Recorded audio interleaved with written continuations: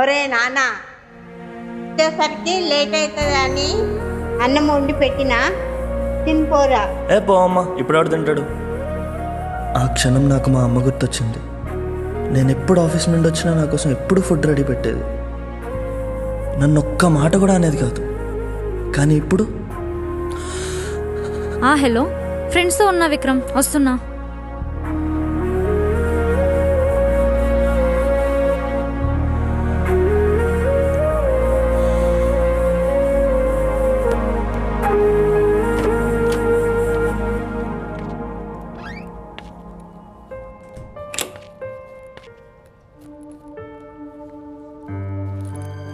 ఏమైంది స్నేహ, ఎంత లేట్ అయింది? ఫ్రెండ్స్తో బయటికి వెళ్ళా విక్రమ్.